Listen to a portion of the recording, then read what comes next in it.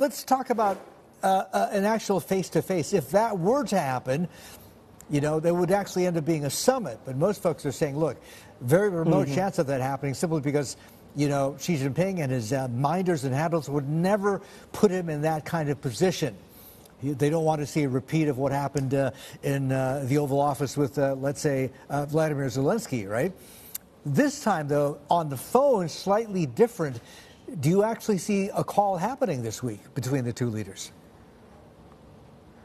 Thank you very much, Martin, and thank you. I think a call is most certainly likely over the next 2 to 3 weeks. I wouldn't necessarily say or put my bets on it's happening this week, simply in virtue of the extreme uncertainty and also volatility when it comes to decision-making and policy-making processes right now in the inner circles of Trump. And nevertheless, it is worth noting that both sides of the Pacific are keen to reach some sort of a restoration and a stabilizing floor to the relationship, especially building on the recent Geneva meetings.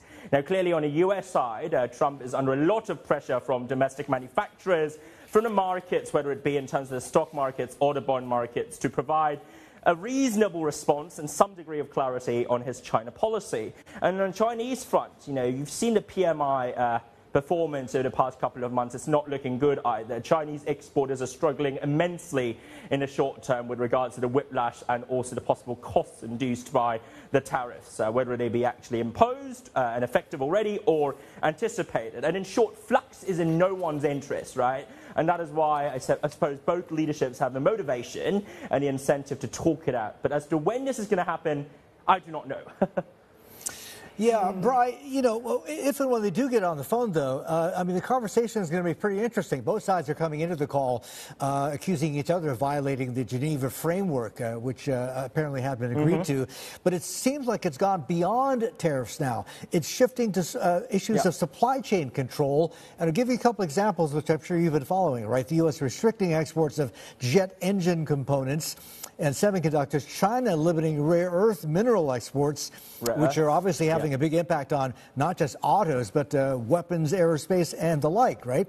So my question to you is, how sustainable is this current, I guess you could call it a truce, between the U.S. And China? And what does it mean now that the conversation, or rather the dispute, is shifting from tariffs towards literally a supply chain war? I think we've got to recognize that ultimately the Trump and the Xi administrations view the primary tenets and defining axes of the Sino-American relationship through rather different lenses.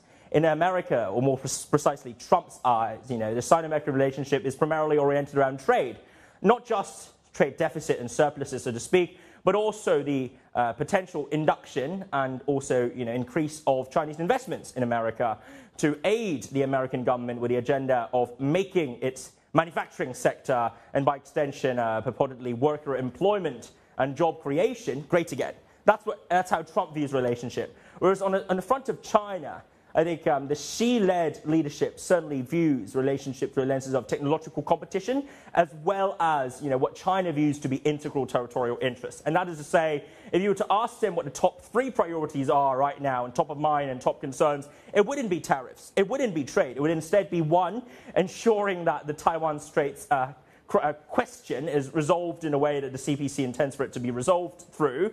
Secondly, a minimization of bottlenecks and chokeholds on Chinese tech, which remain still quite dependent upon imports from foreign countries and economies, despite some of the more recent efforts to drive up a degree of self-sufficiency. And finally, fundamentally what the regime in Beijing wants is a respect for its ability to rule. Rightly or wrongly so, it believes firmly that it has the right mandate to govern, and it hopes that the American administration could explicitly forego talk of regime change or altering the way China is governed. These are the priorities for Beijing. So when the two sides view the relationship through such distinct lenses are so divergent, I honestly don't think a real compromise, a grand bargain of sorts could be reached or maintained over time. But what we can at least hope for is a degree of common sense to prevail from both leaderships to recognize that kinetic or semi-kinetic escalation over any of the fault lines in the Pacific is in the interest of no one, not America, not China, and certainly not the 80% of the world's population who do not live in either of these countries.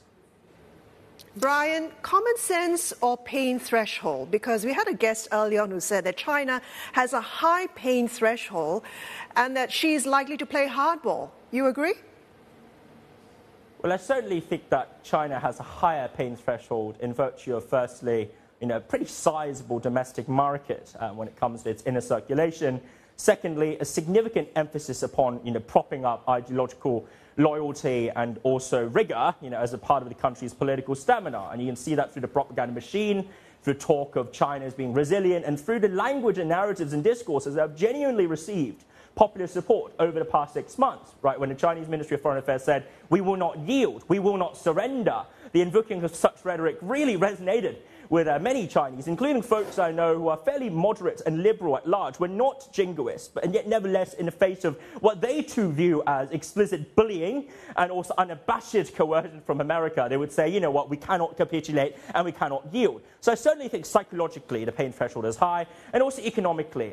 If you look at the statements and the readouts in the recent third plenary meeting of the 20th Party Congress last year, and followed by, of course, a September Politburo meeting, and finally the Central Economic Work Conference in December, these statements have explicitly emphasized and driven home one clear point, and that is consumption is the top priority for the Chinese leadership. Whether or not they'll succeed in bolstering consumption is another matter, but it's clear that there's political resolve and will and cognizance that a purely supply side and manufacturing-oriented policy to China's economic macro cannot be sustainable. That needs to prop up its domestic consumption and needs to restore confidence to its entrepreneurs and the middle class, for whom, vast swathes of the net worth, up to 60%, are tied up with the sluggish property markets that we see in the status quo. So the good news is there's a recognition of the problem, there's an acknowledgement of the right solutions, but the question remains, will the leadership successfully pull it off in a medium to long run?